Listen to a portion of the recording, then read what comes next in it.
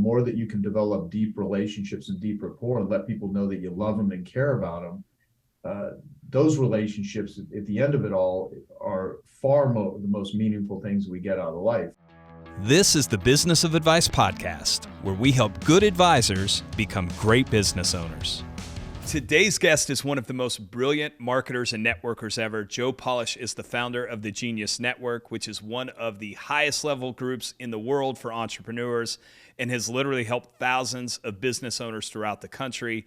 In addition, he hosts not just one, not just two, but three of the top-ranked marketing and business podcasts on iTunes. I Love Marketing and the 10X Talks are two of my favorites, so make sure you're listening to them. And I'm also excited. He has just launched a new book, What's in It for Them. We're going to talk about that some, but it's a guide for entrepreneurs on how to truly network their way to success. Joe, welcome to the Business of Advice podcast. Thank you so much, Cody. It is awesome to be here with you. Yeah, it's long overdue. We have so many mutual friends, but have never actually met. But before we jump in, I have to tell you this. I think I messaged you that, but I bought your Piranha marketing system. I still remember the CD, the blue CD case, and that was my Bible. I mean, that's probably going back 15 years ago, man. I had the old audio CDs, and I would work out on my treadmill every morning listening to those. That's just a couple years in to us starting our business. So I listened to the heck out of those things. So that was a great one. I love that. No, thank you. I mean, I even had Simon Sinek come up to me at a TED conference. I don't know, this is probably like 4 years ago. And he told me that he had got my Nightingale Conant program, the Piranha marketing program you're talking about, in 2009 when I was speaking at the Endicott House at MIT. And he said it really helped him build his business. And I was like, wow, that's really cool. So, So if people haven't heard it, they should go get that. So and we're gonna jump through a lot of stuff today because you've got just this varied background. But maybe start there. Piranha marketing. I don't know that it completely put you on the map, but it was the first thing I really knew about you. And I would say your story is an awesome story. Kind of that definition of pulling yourself up by your bootstraps. So maybe just walk us through the journey of some of the challenges you had when you were 18, and maybe even start earlier in that if you want, up to founding Piranha Marketing, where you're at today. Yeah, no worries. So, and I'll lean closer to the mic here, so that sound good. So, my name is Joe Polish, like nail polish or shoe polish, and I'll go back to when I was a kid. So, my mother died when I was 4 years old, and my father, he was a locksmith, and he was really tormented. And after that happened, I have an older brother who's 4.5 years older than me. And my father just lost the love of his life, and he never recovered from it. He, did the best he knew how, but he was really broken as a result of it. So I was raised Catholic. My mother was a former nun, and she had left. I've heard all the jokes. So she left the convent because she had gotten ill. She had met my father in church. They ended up falling in love. They eventually got married, had me and my brother. And unfortunately, she died of ovarian cancer at a young age, 41 years old, and I was 4. And so we moved every year or every 2 years, and I was really shy, really introverted, and a scared kid. And I would get picked on, and I would get bullied. And then I had just a really kind of abusive childhood. I had a lot of physical, mental, and sexual abuse. I was raped and molested as a kid. I was paid money not to say anything. And that just left a lot of trauma that I never processed. And I eventually became a drug addict. I started getting high, and that worked for a couple of years in high school, made me social, helped me come out of my shell. And it was amazing how I saw the world differently. And it was positive until it wasn't. Yeah. And then it started becoming this way of scratching the itch. And I didn't have languaging or understanding for it like I do today, because now I have an addiction recovery foundation. And I spend about half my time with entrepreneurs and business stuff, and the other half of my time in the world of addiction recovery, because it's really good for me. I've been doing it for many years, and it impacts a lot of people. So it's really fulfilling for me to do that, even though I make no money off of any of the addiction recovery stuff. It is one of the most meaningful things that I do. Even my new book, I talk about addiction recovery. Proceeds of this book go to my foundation, that sort of stuff. But as a kid, I was incredibly disconnected, and I was scared, and I was shy, and I never could imagine, writing books, teaching people, doing seminars, doing any of the stuff that ended up becoming part of the things that I do as a career. And I had a lot of battles, silent battles, and silent battles, the hardest battles to fight. And, in my worst state, I weighed 105 pounds from freebasing cocaine for almost 3.5 months straight without missing a single day. And for people that aren't up on terminology of drug use, freebasing means smoking cocaine. And I was snorting cokes, smoking it, getting high every day, drinking alcohol, smoking cigarettes. I'd taken LSD many times. And by the way, to keep this a bit, if there's any kids that happen to be listening to the background, none of this is a good thing to do. It's a very disclaimer, not healthy. Yeah. And at the same time, it's my friend Gabor Mate says the question is not why the addiction, but why the pain.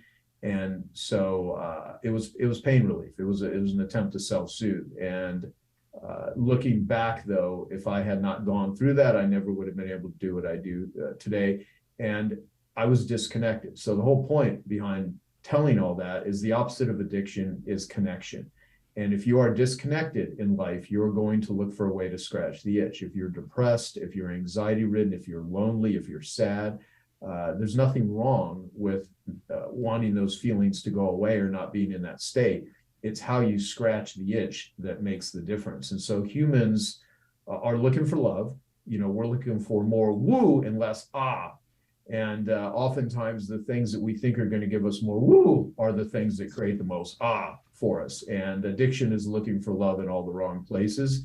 And so through that, I had to learn how to deal with my stuff, deal with my crap. And that's what led me into really wanting to connect with other people. And it's funny that I've created through Genius Network one of the greatest connection networks in the world from a guy who used to be incredibly disconnected. So my thing with What's in It for Them, my new book, is a bit of strategies, techniques, methodologies on how to connect with people, how to meet people, it doesn't matter if you're introverted or extroverted, just a lot of things that I've learned that have been most helpful to me.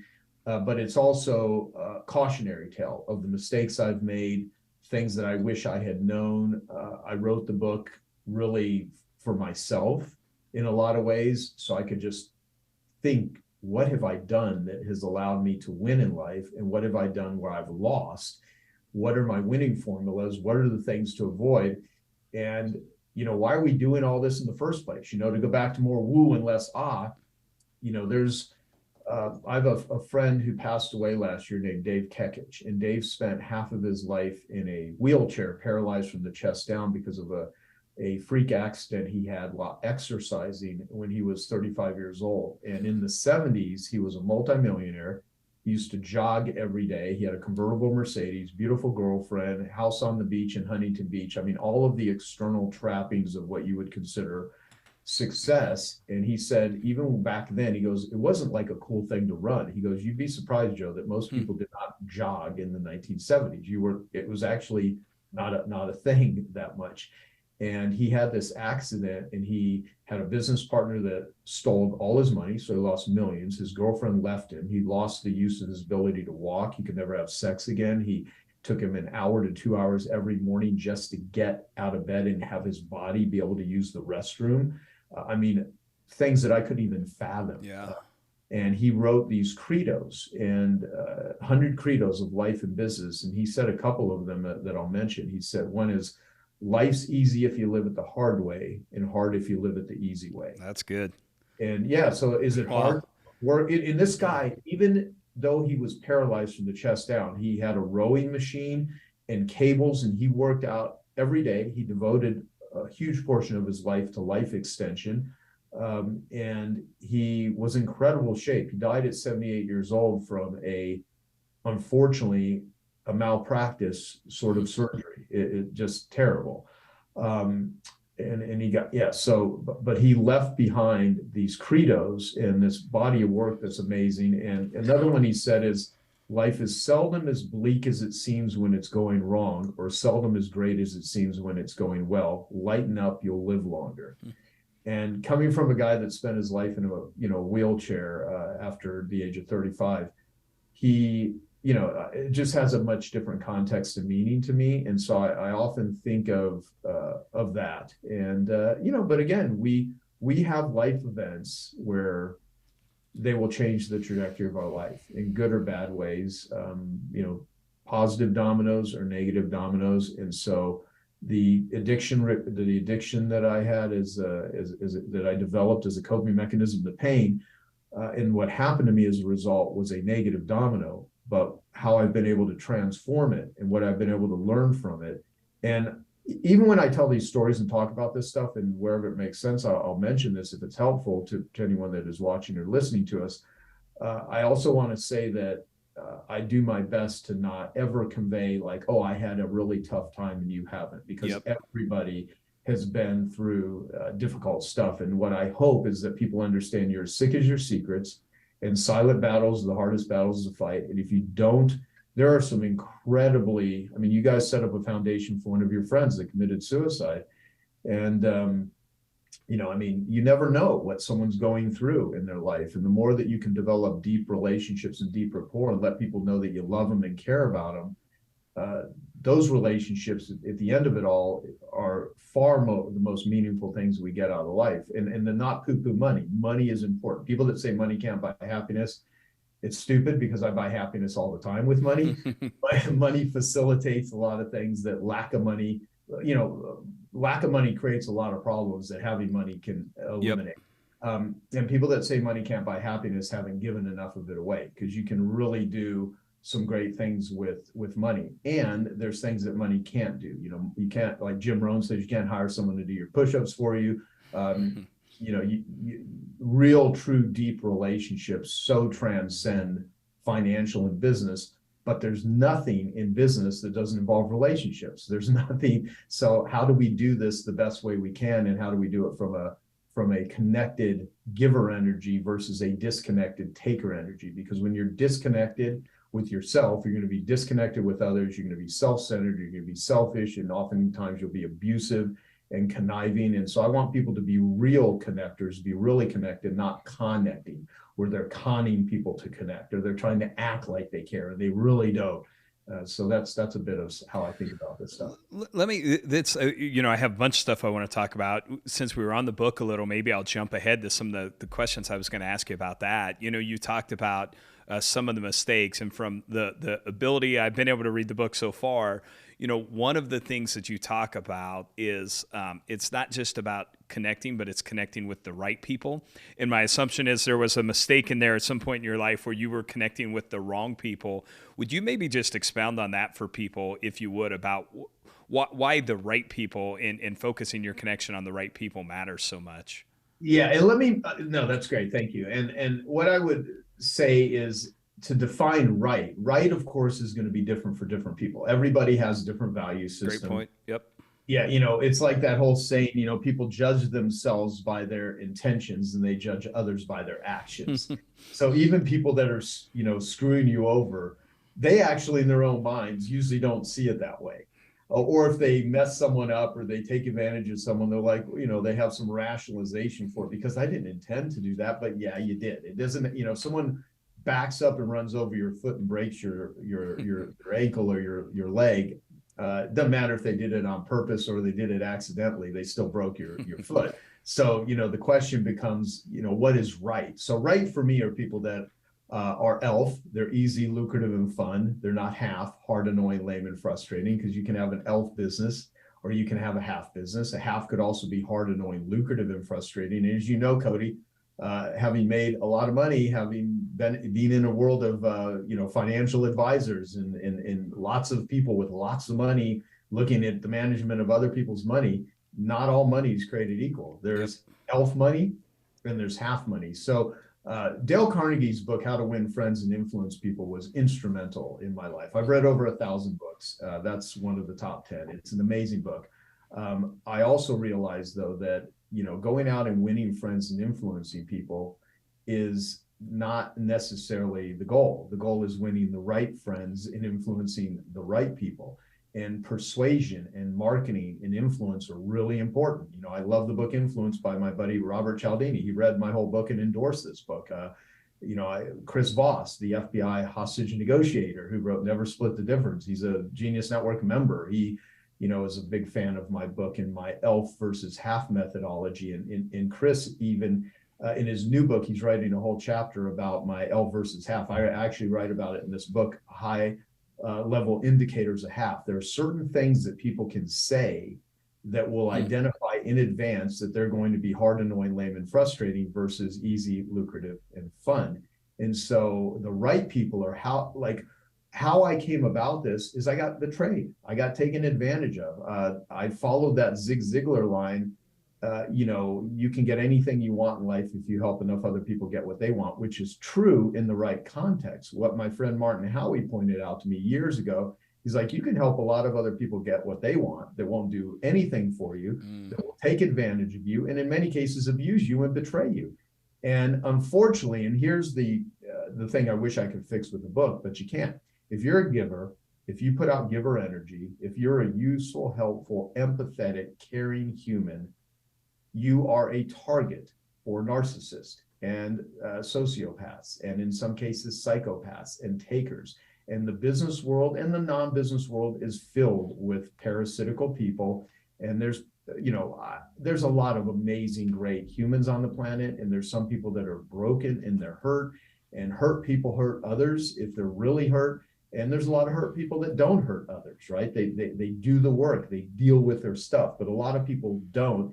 And they take out their desperation or their narcissism or their arrogance or their entitlement on other people. And if you are a giver, you become a target for that. So the bad news is if you operate as a giver in the world, you're going to have people take advantage of you. The good news is, though, if you're a taker, it's worse.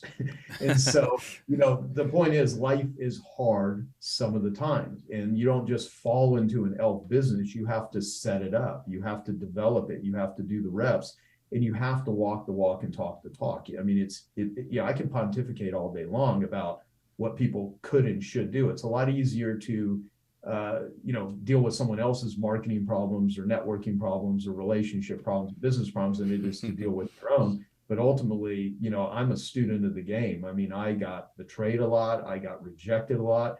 I have been suicidal at times. I was a drug addict. I've done tons of therapy, and I've worked through a lot of stuff. And I'm still, every day I'm learning stuff. Yeah. I always approach things from a beginner's mind. But what I've learned is that if I want stuff, I want people to buy my book right now. I want people to like me. I want people to think what I have to say is useful and valuable. I want people to tell other people about me. I mean, these are all nice wants. However, I have to show up with a give that is equal or greater than my want. If I don't see anything here today that is worth, someone spending $25 to buy my book on paperback, Kindle, or audio, or whatever they do, then, they're not going to do it. But if I can share something that's like, oh, that's a perspective. Oh, that made me think. Oh, that's a methodology, and it's useful and it's valuable, and it may, allow people to think like, wow, I could actually, this could be a domino for me. Then, I think I've earned the right to say, hey, please buy my book, please, and not like please, like begging. I mean, no one needs to buy my book. I hope that my book actually helps the givers of the world better boundary and protect themselves from the takers. And I actually hope, to a degree, to annoy, irritate, and oftentimes offend takers, because I don't like takers. I don't like people that are opportunists, meaning I love achievement-minded, focused people that, the world really moves forward by the producers of the world, the ones that are the real givers that produce more than they consume. I want to encourage those people. I want to be a hero to entrepreneurs. I want to be a hero to addicts. And I want to repel takers, because I don't want these methods being used by scummy, unethical, opportunistic takers. And, pursuing opportunities is great. Being an opportunist brings a different energy to it. So I share capabilities, I share methods, I share strategies, but ultimately I want to build a better entrepreneur. And I want to connect people with others by connecting them with themselves. Because if you're not connected with yourself physically, mentally, spiritually, you're going to have a difficult time really authentically, genuinely connecting with other people. You can fake it, you can do flattery, you can say the words, you can study sales techniques.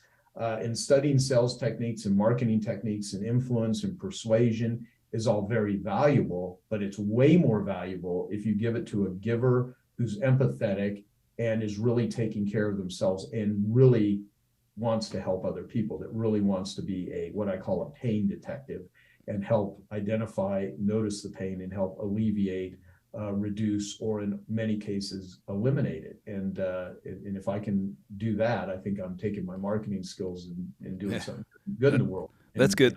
Yeah. Let me ask you a follow-up question there. Because I know it's happened to you, and I know so many of the advisors we support do have this giver mentality and they get taken advantage of. How do you put that behind you without letting it change you, right? Because I don't think changing from being a giver to not being a giver because you get burnt once or twice is the best thing. But any just thoughts on how you move beyond that? Yeah. Well, here's the thing. It's much easier to say it than to do it, especially, because man, when your nervous system is overridden or you've been really badly betrayed, or look, betrayal is a form of rape. It's where someone does something to you and it's not consensual. And I've physically had that happen to me as a child. And in business, I've had it happen from people that I've spent years helping that turned around and just greedy. Some people are like the Joker. They just, the character in Batman, they just want to watch the world burn, and there are those types of personalities. But what I realized is, so how do you deal with it? For one, sometimes you can forgive. My favorite definition of forgiveness is giving up the hope that one day you're going to have a better past, because we can't go back and change the past. You're either winning or you're learning. The second thing is to adopt even if you can not even believe it to be a real thing, as much as you can really think of, this is not happening to me, it's happening for me. Those were the last words that were said by my best friend, Sean Stevenson, the night that he died from an accident in the hospital when I was with him. Those are his last words to me and his wife, Mindy, were, this is not happening to me, it's happening for me. And that's a completely different context of that saying when you're hearing it from someone passing away. Yeah, Sean, he was an amazing human. He had a brittle bone condition. He was 3 foot tall in a wheelchair his whole life, and he wrote a book called "Get Off Your Butt," BUT. Even though he never walked, but his butt this, butt that. So for one, we're all going to be victimized and have been victimized at some point in time. If you're a child and you can't run away, you can't ask for help, you can't fight back, then you repress. And when you repress, you either develop illnesses or you develop an addiction as a coping mechanism. And that was taught to me by my friend, Gabor Mate, who's this great trauma doctor. But ultimately, sometimes you have to let go. If it's really deep and you're really bothered by it, and it's not an intellectual exercise. Sometimes you can just say, oh, I forgive that person, but deep down inside you're seething and you're feeling betrayed. That's where somatic therapy comes in. That's where same thing with addiction. Addiction is a response to trauma. The same sort of things that help someone with addiction recovery, which is community. You don't want to, like, I have a friend, Dr. Edward Hollowell. He's one of the top ADD, ADHD psychiatrists in the world. And I've known Ned for over 20 years. And he has a 3-step worry plan. Don't worry alone, get the facts, and have a plan. It's like, I'm worried I may have cancer. Well, at least find out so you can get the facts. Don't worry alone, talk to someone, and then come up with a plan. So if you have been betrayed, part of it is in chapter 1 of What's in It for Them.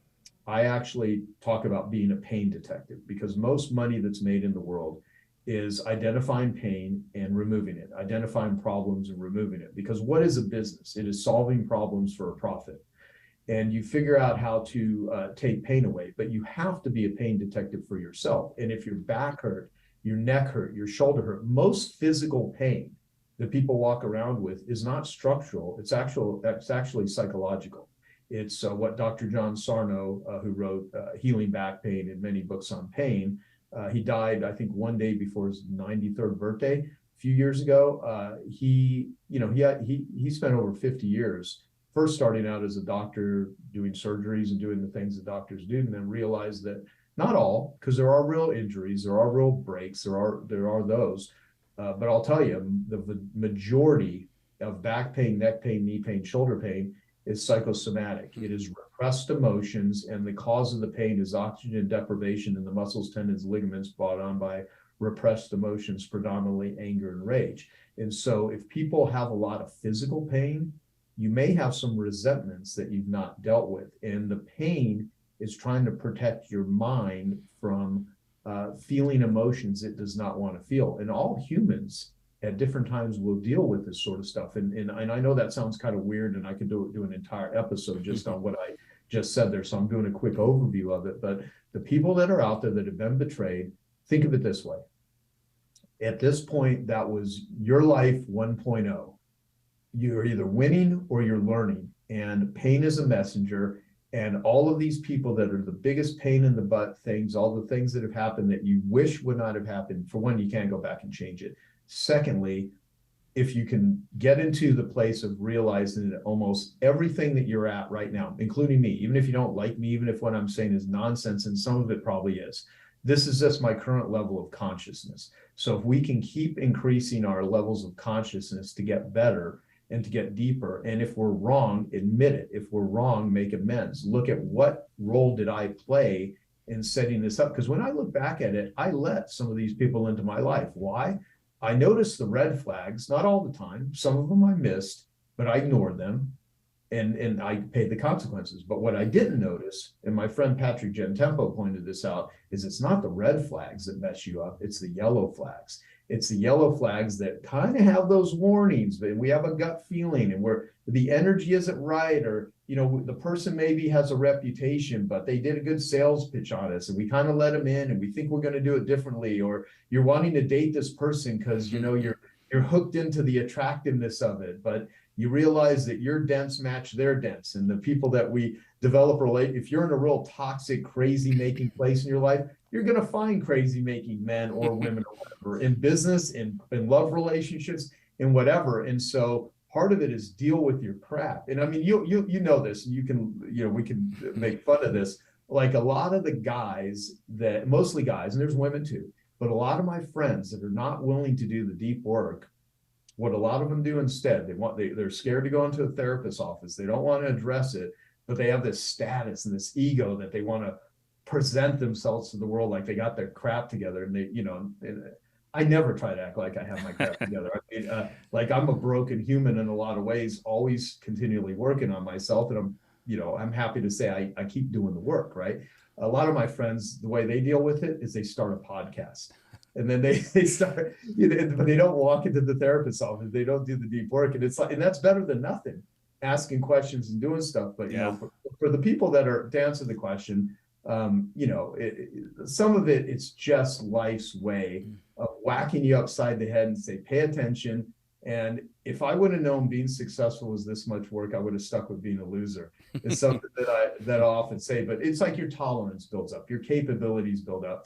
And if you think you have been hurt and your life sucks, if you have vision, if you have legs, if you have the ability to talk and read, if you're not starving to death, if you have some sort of career, if you have one or two friends, there are some people, there's at least 2 billion people on the planet right now that their dreams would come true to change places with most people like that. The world is filled with people in pain. And if you have the ability to be a companion or to listen or to help anyone in an assisted living home, in a homeless shelter, in animal shelter, if you can volunteer at a recovery clinic, I mean, if you want to feel instantly better, if you think your life sucks, go and find someone else whose life sucks and just be helpful to them, even if that means sitting with them while they are dying. I mean, that it does wonders. And I know that sounds bizarre and weird for some people to hear that if they've never done it before.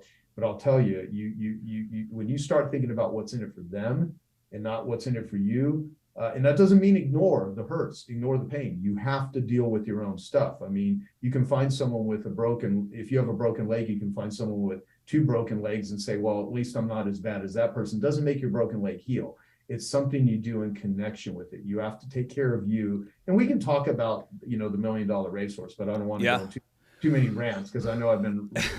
Well, you know what's funny you said there. One of the things we do here is our team members here every quarter they go out and volunteer during work as teams out in the community, and we kind of stumbled upon it. But what I found, is we don't really make stuff. We're a service based business, and what it's done for us and our team, just I say all the time, it's hard to have a bad day when you go pack backpacks for kids that aren't going to eat that weekend unless one of these backpacks get delivered to their school. And so I think that's great advice, as people are struggling, like especially right now, a lot of people are struggling, just figuring out some ways to go serve others and have perspective. And I think too on that, I asked that because COVID had a lot of people changing. So a lot of the business owners I know have had people that have been with them for a long time that maybe left and they feel betrayed by it. But I remember John Maxwell said something at one of our events a few years ago, and whether you're a person of faith or not, it could go to what you said of life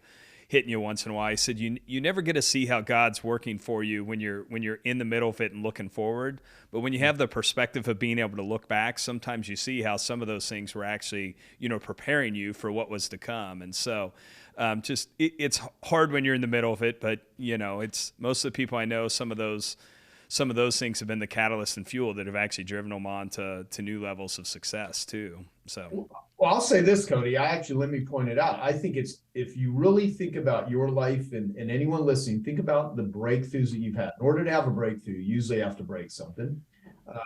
You have to be willing to destroy anything in your life that is not excellent.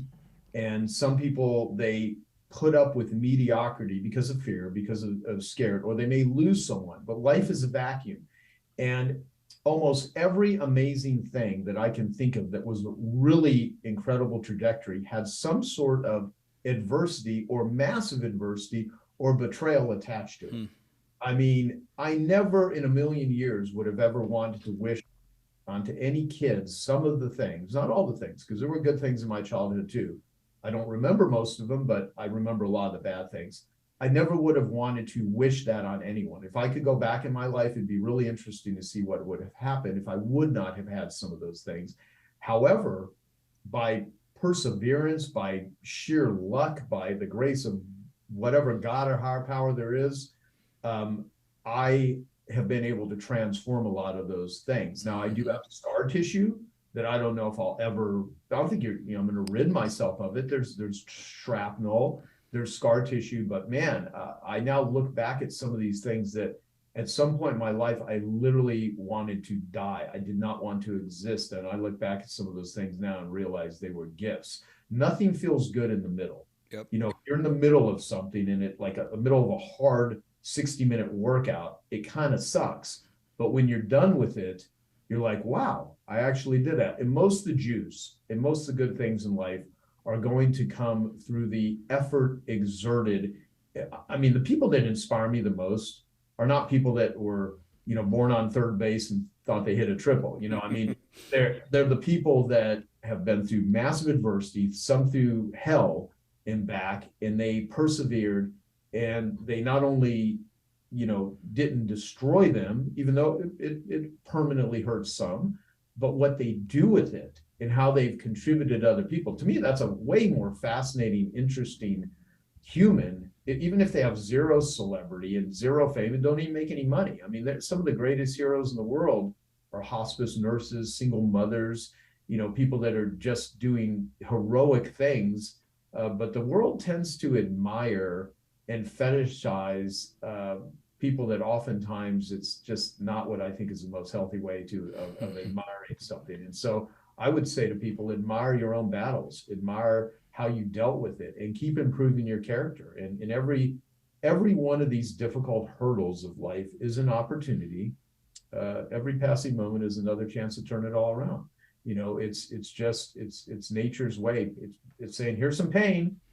I'm going to throw some pain at you. Let's see how you navigate it. And the treadmill of crap is one gets more successful in life or builds a business, whatever, and I'm not here to tell anyone what success is. I mean, it's a different thing for different people. Whatever your definition of success is, I've never seen someone that walks out in their beach house, it's beautiful, the weather's perfect, they've got their perfect relationship, their perfect kids, they've got everything. And it's like, let me get, humans humans are designed for overcoming challenges and designed for dealing with obstacles. The treadmill of crap never disappears. It's just your ability to be resourceful and how to navigate it and tolerate it and not even get into it. One of the best way to get out of a hole is to quit digging it. And sometimes you got to fall into the hole and break yourself a few times until you realize, don't go around those people. Let's look for things. Let's avoid these quicksand things that we step ourselves into. And yeah, so if there's anything, this book could not exist did I not had a lot of crazy stuff. And so I really wrote the book to remind myself of what works and what doesn't, try to create a plan and a path for younger people, so how to not be an a-hole, try to keep the no profanity here, and how to avoid a-holes. And that's kind of what I'm looking for, is how to empower givers. But I'll tell you, the world right now, Cody, as there's a lot of pain in the world. And they really, you will not only have the best possibility of making a lot of money, but I think even sleeping better at night with an operating system of thinking, what's in it for them? How do I best approach this? How do I connect with the right people? And only align yourself with people that want to be aligned with you. I don't want to work on relationships. I just want relationships that work. It's something that my friend Dan Sullivan says. And you have to work on relationships, but you don't have to work that hard on them if you're aligned. If you're really aligned with values, they aren't that. Some of the relationships we neglect in our lives are because they're not the squeaky wheel that gets the oil. And my friend Peter says, the squeaky wheel needs to get replaced, not get the oil. And if you have squeaky, annoying takers, cut all ties with dishonest, negative, and lazy people. Drama costs money, as my friend Keith Cunningham says. It just does. And so you want to, really empower the best giver you can. And if you have crap that happens in your life, welcome to the club. Just find other people that have had mutual suffering and have a sounding board. That's why it's so important to have a community and a network of friends and stuff, because when you're melting down, you want to have someone that when they were melting down, you were there for them. And then when you're melting down, they're there for you. I mean, I think that's the way it works the best. Talking about community, and maybe we got pretty deep pretty quick, so I'll bring it back to this idea of community. One of the things that we try and do, and I think we realized it even more powerfully during COVID, is that the most valuable thing we can do is bring our advisors together in community where they can be around like-minded people. I think you're probably as well known for that as anything, right? The Genius Network was that, bringing these great people together. Would you just talk about the value of that? Or let me ask a different way. What made you start Genius Network? But then more importantly, what have you seen it do to impact not just your life, but the life of other entrepreneurs that are in there? And how important is that like-minded community? Well, here's how it started. So, in the 90s, I built the largest marketing training organization for people that were professional carpet and upholstery cleaners and people that were in fire and flood restoration, because my entrepreneurial career started as being a dead broke carpet cleaner, living off credit cards. And I learned marketing because I needed to survive. I never thought I'd write courses on it or teach it to anyone. And I also accidentally got into a business selling something nobody wants to buy. And this was before the internet even existed. And I would say to people, well, I don't know if I could use your marketing techniques. Like, you sold stuff to carpet cleaners. And I'm like, if you have anything even remotely more sexy and exciting than carpet cleaning, you could probably utilize these marketing methodologies to do it. So, think of selling as influence and think of marketing as storytelling. And if you learn how to be more influential, and if you tell a better story, you're going to get better results in the marketplace and in business. And so I've read a lot of books. I've read over 1,000 books. I don't have a formal education I never got a college degree. I went to New Mexico State, but mostly to become sober from being a drug addict right out of high school and stuff. And I needed to escape the environment with all the people I was in. And so I literally removed myself where I didn't have access to those people and as easily to drugs. And then I came back to Arizona after I'd gotten sober, and I went to Chandler Gilbert Community College, and I got a C- principles of marketing, and I failed owning and operating a small business. I was speaking at our buddy Vern Harnish's event, and I showed my report card, and I said, "See the level of talent that's being brought to you today." And everyone laughs out of that one when I show this report card. But so how did I start Genius Network? Well, I started this business. I learned marketing. I fell in love with the fact that you can change words on paper and it would influence people's behavior. Like, wow, you can influence people's behavior with words. But I always found that the most effective way for me to learn was through discussions, not monologue, but dialogue. When I was able just to talk with somebody and we were able to play ping pong back and forth with concepts and ideas. And then if I brought in other groups of people, we would have multiple different people. And this, like, I'm one of the OG mastermind people. I mean, I cannot tell you how many before it was popular like it is today. Oh yeah. And now it's becoming ruined because you have a bunch of idiots that are basically running seminars and calling them mastermind groups. I mean, mastermind groups should really be dialogue with people and thinking and processing. So we do masterminding in Genius Network, but Genius Network today is a connection network of industry transformers that are $1 million racehorses, and I put them together in the same stable, and they're sounding boards, and it's focused on health, wealth, and health. Health is mental and physical health. Wealth is not just making money, but managing it and not losing it, which is obviously your area of expertise and our buddy David Bach. It's like that's part of the big thing. And then health, easy, lucrative, fun. So I had started doing these. I first started doing seminars, but then I started doing these coaching groups. And I had been a member, and still am, of Dan Sullivan's group, Strategic Coach, since 1997. I met David Bach there. And, so we've always been students of going and getting coaching. We're not too cool for school. I've always been that start with a beginner's mind. What can I learn?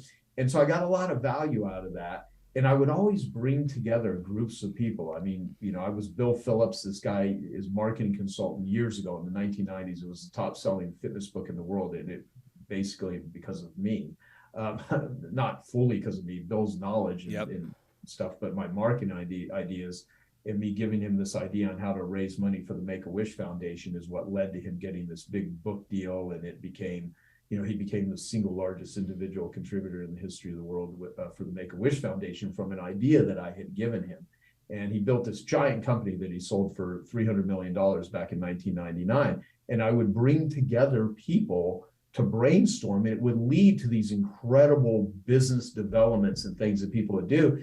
But I never charged for it. I was charging for like coaching groups, but I never really charged for these Genius Network groups. And Genius Network first started out as the Genius Network interview series. It was me interviewing geniuses, and I would talk about what do you do, how do you do it, and I'd share that with people. But then I was doing a consultation with a woman named Robin Robbins, who's a friend of mine, and she's built a very successful business training people in the IT industry. I mean, a huge business, huge multi-million-dollar business. And she had hired me for consulting, and this was back in, I think, 2006. And I had been running a group called Platinum Plus, and that was like a group for service businesses, and it was a $10,000 a year or $1,000 a month group, and the people were getting incredible results. I was doing these Better Your Best contests, all this sort of stuff. And Robin hired me for consulting. And I was at the time, I was $3,000 an hour. So I did it in minimum chunks of 2 hours at a time would be the lowest someone could hire me for at the time. And at the end of it, she's like, why don't you start a platinum group for experts and people that are into information marketing and authors and coaches and stuff? I go, well, it's not that I haven't thought about that, but like anything else, you have to market it, you have to deliver it, put it together. I go, but if I did, what would you recommend I charge for it? She goes, well, I just paid you $6,000 for 2 hours and I got tons of value out of that. She's like, I'd easily pay $25,000 a year. And so I repeated it back to her. I go, so you pay $25,000 a year? She goes, yeah. And I would refer other people into the group. And so I thought about it and I was like, that's interesting. And so I sent a letter, literally a direct mail letter it was back in 2006, to all these people that I would always invite to these meetings at my office, but they were never organized. And I said, I'm thinking about formalizing a group and we'll meet, 4 times a year, 1 day at a time. And would you be interested in joining? And it's $25,000. No one's going to come as a guest. Everyone has to pay because if you don't pay, you don't pay attention. And all of them said yes, like every single person that I sent it to. And I realized they said yes because I had created value for them, and I'd always spent my life asking what's in it for them. And I'd already created value, so they were happy to contribute. And I thought, I'm just going to have 20 people pay me 25 grand a year. If you do the math, that's $500,000 a year. And I will just create my own school for myself, and I'll do all the other stuff that I'm still doing, my coaching groups, my Piranha marketing, my courses, all that stuff, and helping entrepreneurs. And I ended up falling in love with it. And to this day, I would do it even if I didn't get paid for it. And it took a couple of years, and I was like, I actually like this more than almost anything else I'm doing. And so now we've got a 100K group. We've got over 200 something members in the groups. And, that's just, and I've equity in 27 different companies, and any problem in the world can be solved with the right Genius Network. So even though I have a company called Genius Network, your advisors, your group, that's your Genius Network. Yep. What a Genius Network, to define it, is a group of people that have skills and capabilities that are trying to solve problems and challenges and reach certain opportunities. So there's a shared value system. And I believe any problem in the world can be solved with the right Genius Network, because there are people that know things that I don't know. And I don't want to be a sage from the stage. I want to be a guide from the side. I want to curate genius. I would never call myself a genius. For one, that sounds arrogant. And secondly, I'm not that smart. If there's anything that I've done that is, I would say, smart, that I give myself a lot of credit for, is I curate geniuses. And I've created the environment where givers that have incredible knowledge, that are achievement focused.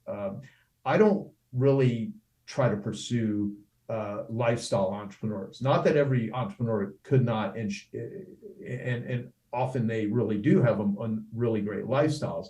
I like achievement focused entrepreneurs that are a little driven or a lot driven, feeling crazy, feeling like no one understands them, and they're suffering.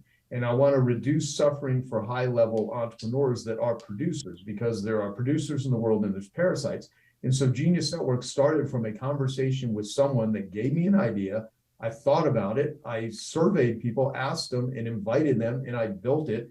And what is a business? You make it up and you make it real, right? That's what I talked with Dan Sullivan all about. And that's what I did. And today, it's one of my favorite things that I do. And all of the other stuff that I do, including in addiction recovery, I have a Genius Network for addiction recovery. I know some of the top minds in addiction recovery. Most of them are recovered addicts, or they're in recovery. Yep. That's how we're able to fuel things. So I think everybody, and I teach people in the book how to develop your own Genius Network, how to interact with your own Genius Network, who to have in it, who not to have in it, how to think about it. And, because your life will suck if you do not have a really good Genius Network compared to if you do. Yep. You mentioned the idea of dialogue. You mentioned the idea of being able to curate genius from other people. I mentioned some of your podcasts. I listened to the I Love Marketing, the 10X Talks a lot. On I Love Marketing, you host that with Dean Jackson, who is a genius when it comes to marketing, one of the icons there. And one question I wanted to ask you, because marketing is such a big background of what you do. I watch people get enamored with all of the newest things in marketing, but would you maybe just share like what you see as some of the fundamentals that are timeless when it comes to marketing? Yeah, totally. So I even take this from, my brain remembers dirty jokes and quotes, but so Steve Jobs in 1997 at the Worldwide Developer Conference, he said that we focus first on the user experience and then we focus on the technology. So what that basically means is technology is important, but psychology is infinitely more important. So no matter if I have a VR company called Genius X. So one of the ways that we're delivering expertise in meditation, we're not doing anything related to violence or sports or gaming or addiction or any of that. It's literally expertise, meditation, and fitness and public speaking and finance. I mean, all kinds of different areas of expertise in virtual reality and machine learning and AI and all of the new ways that are going to redefine education and different ways that things can be deliverable. I mean, I even own a 40-acre ghost town, and if someone called Cleator, Arizona, and if someone has an Oculus headset, they can go do a short tour through Cleator in VR. So we're taking like an old ghost town that we're restoring the entire physical town, but we're also putting it into into the metaverse. We already have, and we've even sold Cleater NFTs. And I think we're one of the few NFT projects that wasn't a money grab. We're really ecstatic with it because we've actually taken 50 of the NFT holders in a bus down to Cleater, Arizona. So why did I bring all that stuff up? There's three things you need in order to sell something. You need a product or service, whatever it is that your thing is. You need a marketing message or a sales pitch, and you need a delivery system. And what most people focus on is, here's what I have, how do we tell people about it? And it's real easy when there's Instagram and Facebook and TikTok and LinkedIn and Pinterest and VR and AI and all these other distractibilities that make you think you should go down the rabbit hole. And people are really thrown off by the dopamine hits of FOMO. I mean, and a lot of people suffer from Tom's disease, which is, terrified of missing guess word stuff. Okay. So, if you're a driven, distractible ADD person, it's easy to get sucked up into the FOMO tornado. But when it comes to marketing, you will always, and you know this, Cody, you will always do better with your investments of your time, attention, money, effort, and energy, which are the 5 things we can spend. Tammy, time, attention, money, effort, and energy, if you go deep versus going shallow. The real wealth is longevity. The real wealth is investing and bonding with the people want to buy stuff. So what's never going to change, it's like that famous conversation with, Jeff Bezos. People always ask, what's going to change? What's the future going to be? I think about what's not going to change. People are always going to want things fast. They're going to want to, they're going to want them cheap. They're going to want them conveniently. That's not going to change. So as far as, do I utilize all of the distribution systems? Yeah, the ones that work, but I still use a lot of direct mail. We still use a lot of, we do a lot of online and offline marketing. I really, part of it is I always go back to the thing Walt Disney said. We want people to come to Disneyland and have an experience that is so great that when they leave, they cannot not tell other people about it. And if you can build that into your service where you wow people, because like we teach with Dean Jackson, like Dean is truly a marketing genius. Yep. And he has this framework before, during, and after. There's the before the sale. What do you do beforehand? Well, you have to connect with them. They have to find you somehow. And I think people are always going to want value. So for instance, if someone can't afford any of my stuff, I hope people buy my book, what's in it for them? But I also give away a book called Life Gives to the Giver. And I have a website, which is joesfreebook.com. And people can go to joesfreebook.com. They can download my book for free. If they want a physical copy, they can pay for shipping and handling. I'll send them the book for free. A lot of people give away a free book, but it's a crappy book, and they put people into an upsell funnel that hammers them. I don't hammer people. I don't put people into an upsell funnel. They can get the book. They don't need to buy anything from me. And if they like the book, I will bond with them, and they will find it valuable. So part of it, what won't change is if you give more than you take. If everybody wants something, but if your give is bigger than your want, people will like you, they will appreciate you, they will refer you. And people that show up with a want, but they have no give, are the ones that annoy us. They're the ones that are the takers. And so, and I say this, Cody, I'll recommend it to everyone that's listening. Look at the next 5 messages you get from different people, not the same person. And just think to yourself, what do I feel when I get this phone call, for those that still have phones that are used for phones, because young people don't even make phone calls most of the time. But if you get a text message or a social media message or an email or a phone call, however they're communicating to you on your phone, the biggest marketing scam on the planet, calling them smartphones, right? Because they're brain extenders, but they could really mess up your brain. My friend Ray Kurzweil calls technology brain extenders. So if you're going to use these brain extenders to spell, to drive, to listen to music, to reach people, are you utilizing it in a way to where it's expanding you and expanding and growing the relationships, or is it using you? I mean, do you own your possessions, or do your possessions own you? Do people use you in relationships, or do they utilize you? I I don't ever want to be used, and I don't want to use people. I want to utilize people, and I want people to utilize me. So look at your phone when it comes in, and do you feel woo, like I'm excited, or do you feel because what humans want is they want more woo and less ah. Everything that we're doing is to get more woo and less. I want to make more money because they think it represents woo. I want to have a great relationship. I want to have great sex. I want to have, awesome kids. I want to, develop. I want to have nice cars and houses and vacations because they think it represents woo. But some people, they show up and you're like, And so you have to question yourself and say, is that because the person is showing up with a want that's greater than their give and they're annoying me?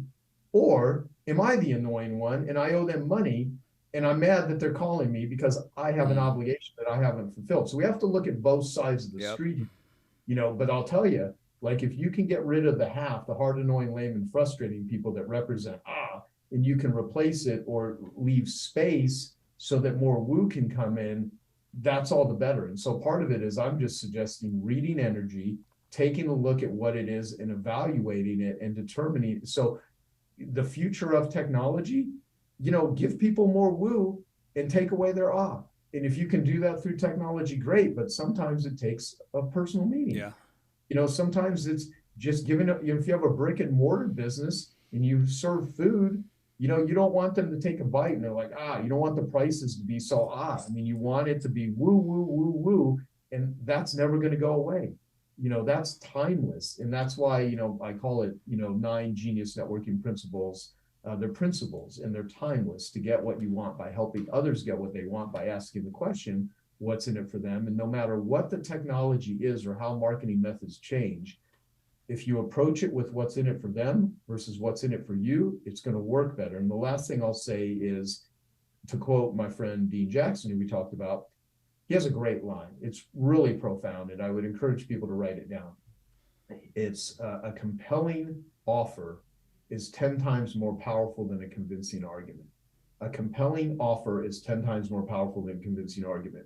If you can enroll people into what it is you're doing and let others do it for you because they love you and respect you and appreciate you because you're a giver and you're awesome and they refer you, that's way more compelling than trying to convince somebody why they should do business with you or why they should meet you. So focus, because the best, most tricked out tech on the planet that has algorithms built in is not going to make up for trying to convince people of something that they aren't interested in. Yep. That's good. Great advice in there. And go listen to the podcast and buy the book both. Okay, I want to ask, I know I've had you almost an hour now. I want to ask you some quick lightning round questions. But before I do, I'd just be remiss not to ask this because I know you spend a lot of time in addiction recovery. We were talking mental health. And as you know, we had a close friend who took his life early last year. So it's been crazy to think it's been over a year now. And I think right now we're just seeing some alarming rises in that. Both of us spend a lot of time with entrepreneurs who've had a lot of stress, and I think a lot of them kind of facing that. Just any advice you'd have for someone that may be listening to this today on what they can do if they're struggling right now? Yeah, reach out and ask for help. And if you don't feel like you can or you're scared, just understand that, like, one of my core addictions was sexual addiction. And it took years before I could talk about it. And you're sick as your secrets. And silent battles are the hardest battles to fight, which I said earlier. And when I tried to fight those without help, they beat me. I just kept tripping. I didn't hurt other people that I'm aware of intentionally. And anyone that I felt that I've hurt that I could reach out to in the past, and there were certainly people that I did, I've made amends to them. I never woke up and said, let me figure out how to hurt somebody or have my behavior be disruptive or destructive to people. However, when you're in active addiction, you lie, you cheat, you steal. And so I was in a lot of pain and I was a lot of angst. And the reason I bring up sexual addiction is it's an intimacy disorder. And and the opposite of addiction is connection. So if you're disconnected, if you're depressed, or if you're lonely, if you're sad, if you're suicidal, you're, as much as I can understand it, it's when you feel so hopeless that you don't even see living as a viable option. And that is a dark place to be in. And if you ever get into that sort of place, before it gets there, before you get in the ring, ask for help so you don't get into the ring, right? So part of it is having that awareness. Secondly, thoughts and are often will misinform you. Eckhart Tolle has a line along. He says a line. Here's a spiritual practice for you. Don't take your thoughts so seriously. Feelings are not facts. Just because you feel terrible doesn't mean that you are terrible. Just because you feel hopeless doesn't mean you are hopeless. It's just a feeling in the moment. And that's where it's really important to go out and reach help. And if it's in the darkest place, suicide, I mean, obviously a suicide hotline. But the reason I brought up sexual addiction is my favorite definition of intimacy was given to me by an 80-year-old gay man who sponsors people with sexual addictions. I never met him in person. I just spoke with him over the phone because of a friend that I had helped in recovery for years had introduced me to him and said, this guy's really smart. You should talk with him. And we had, and I've had several conversations with him over the years. And he said that intimacy is a mutual exploration of a shared safe place. Abuse is anything that takes away the safe place. And addictions are what we do to make ourselves feel good when we don't have a safe place. So when we do not feel safe in the world, we're going to look for a way to scratch the itch, or we're going to look for a way to end it. And sometimes in worst cases, they commit suicide, or they hurt themselves, or they do something that's not repairable. Although most things, if you're living, are repairable. And I have seen so many people rise from the ashes. I've seen so many people go through the dark night of the soul. I've had my own versions of that myself. And it is incredibly hard, but it's incredibly rewarding. And the thing that I would encourage people to tap into is, man, when you're in a dark, hurting place and you feel unsafe, oftentimes workaholism is a way to escape. Like Bill W., the founder of AA, said, as alcoholics, we're trying to drink God out of a bottle. And people are trying to, work their way to God, drink their way to God, eat their way to God. I mean, the number one killers in America right now are substances, or sugar first, tobacco second, alcohol third, opiates fourth. There's workaholism, there's gambling addiction, there's pornography addiction, there's gaming addiction, there's codependency, there's performance addictions of all forms. It could be, it's looking for love in all the wrong places. So if you're in a dark place, find love within yourself. And if that seems hopeless, go and find people that care about you more than you care about yourself, and just realize that it's just a cloud. The sun is always there. The cloud is often blocking it. And sometimes you need someone to help you change the weather. My friend Don Woods, he's a Genius Network member that's a trauma therapist. He used to be a hockey player. And he says, if you understood the atmospheric conditions of somebody's life, it would make sense why they do what it is they do. Because of who I am right now, in my current level of consciousness, this is the atmospheric conditions of my life that created who I am. Most people are doing the best they know how to do, even when they're screwing up. So part of it is, I believe you can change the atmospheric conditions of your life, your community, your surroundings. And if you do that, you're able to alter the atmospheric conditions in a positive way for other people. Some people create atmospheric conditions that create storms.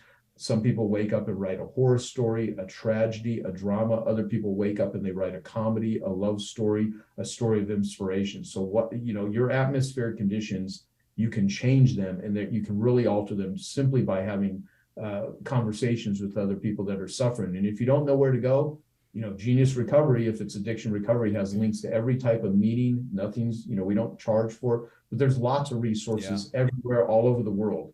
And through technology, you can connect on Zoom if you can't go in person. But the more you can be in person, on the phone, talking in person, the better. And there's no shame in it. The thing that keeps people from getting help is shame and guilt and fear. And you got to understand, it's not a courageous man or woman that doesn't cry or goes it all alone. I mean, as a matter of fact, sometimes you have to operate with courage. Dan Sullivan says, when he was in the Army, fear is peeing your pants. Courage is doing what you need to do with wet pants. And so be courageous when you have to, because the world needs you, and be your own best friend. So sorry, that was long. No, that's great. If I would add one thing in there that I've learned, and I heard Louis Giglio say this, and it just stuck with me. He said, suicide doesn't alleviate pain, it amplifies it. It just, the pain that it leaves behind, and being able to witness that firsthand is just, the world's always better with you here. So that's a good way to say it. So let me ask you a few just quick lightning round questions. If we'll make them quick, but as you look back over the past couple years, is there a lesson that you've learned that you think you'll carry forward for the rest of your career or life? Do cold plunges, do saunas, and breathe more effectively. It's more physical things. The $1 million racehorse, if you had $1 million racehorse, how would you treat the horse? You wouldn't shove fast food down his throat, have it hanging out with loser horses. You'd have the best coaches, the best track, the best nutrition, the best rest. You wouldn't have it up at night, 3 a.m. smoking, drinking. You would literally have the horse in the right races, and you're the $1 million racehorse. So for me, it's really taking the time for myself. Not he or she who has their health has 1,000 dreams. He or she who does not have their health has only one. The reason I'm able to talk with you right now is I'm not laid up in a hospital bed. If you take care of yourself physically, the external stuff and the business and stuff will be much easier. So the lesson is just don't neglect taking care of yourself. The time to quit working is when working is no longer working, which is the line from my friend Kathy Colby. So yeah, it's, you talk about that racehorse. Dave and I and our wives went to the Kentucky Derby years ago. Now it's probably 10 years. And the night of the Kentucky Oaks, we actually ended up at this gala, and we're sitting with the owner of the horse that had won the Kentucky Oaks, and he's explaining the amount of money they invest in those racehorses. They've got hyperbaric oxygen chambers for them. They've got plunge pools. They've got pools where they run on treadmills in the water to release it. They've got them on diets. So I think it's such a great, especially for, so many entrepreneurs that listen to this. Like, we run so hard sometimes, so we don't take care of our physical health, which is the most important. So, okay. Absolutely. Yeah. You can't fix the world with broken hands. Yeah. Okay. Second question. What's the one thing that you've done that has graduated you from being a good leader to a great leader? Well, until I took a 1-year sabbatical, which was inspired heavily by David Bach, and took me years to actually do it, even though he gave a great 10-minute talk, which they can watch. If someone wants to watch David's sabbatical talk at Genius Network, it's on YouTube. We put it up there just because we want to put stuff out there that just helps encourage people. So I took a 1-year sabbatical. I documented it on joesabbatical.com. Not documented like through the sabbatical. Yeah. I actually didn't do anything during the sabbatical on the website, but I put videos up there, and then I recently put up a talk where I share the lessons, and I share the lessons and what's in it for them also. But I took a 1-year sabbatical. That helped me let go of a lot of the control freakness stuff, and like, oh my God, how do I actually take a 1-year sabbatical in a company where I'm the face person?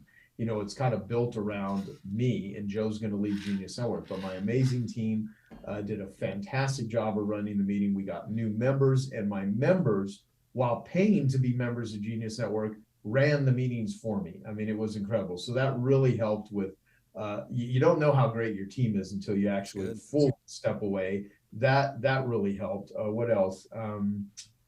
Well, that's one good one. Okay. Well, I cut ties with a lot of unethical people in the marketing world. I used to have colleagues in the marketing world that were really good. They had great capabilities, but their characters were crap. And so focusing on just hanging out with really exceptional givers and cutting all ties with shysters, including famous ones that the world actually admires and thinks they're authentic, and they're anything but. Yep. So that was a big lesson. Good. Okay, third question. Is there something you're doing this year or over the next year to drive your own personal growth that you're excited about? Well, I bought a ghost town. I bought a 40-acre ghost town, bought a 400-acre ranch with some friends, having written the book, really, oh my God, people that have not written books, it's a lot of work. Yeah. If you do a good book. There's smart ways to do it. But I'll tell you, like, having to even put myself in situations where I'm talking about and going deep and then teaching other people is going to accelerate my growth. And again, I will come back though. I think the number one most essential things are the health things. Yep. Yoga, saunas, cold plunges. Like, I'll get into a cold plunge later and it's going to be but the woo that'll come out of it is worth the So there are certain odds that I do. I try to do something every day that scares me, which is different than being an idiot and running out in front of traffic. I don't mean that. I mean, I really do put myself in challenging situations, and I pursue reading and meeting people that are fascinating. And I also put myself purposely in situations with people that disagree with me on certain things, or that I disagree with them, meaning we have different viewpoints, because a belief means, not all the time, but most of the time, a belief means you're just not sure. So you don't ever change someone's mind by arguing. So I'm always trying to learn, why does someone believe in this politically? Or why do they think about this situation?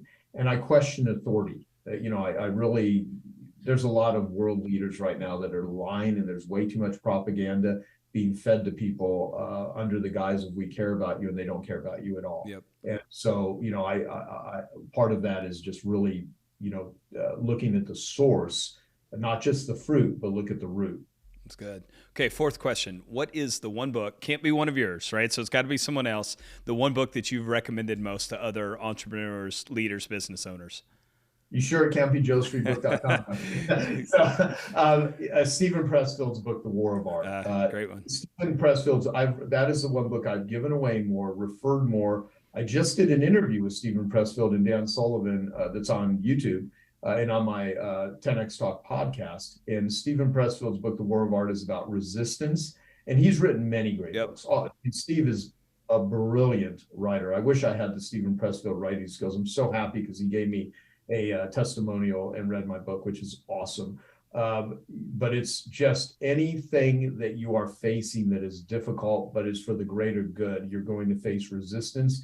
And it is a brilliant book on how to understand it, and in many cases, how to overcome resistance and how to face it, because every human deals with it every single day. And it's just one of the best framings that I've ever read. And I think that book is a domino, and everyone would be well served to read it. It's amazing. Well, and it has been recommended by 3 or 4 other people on the podcast. So that's a pretty good clue. It may moved into the #1 spot of most recommended now. So, okay, final question.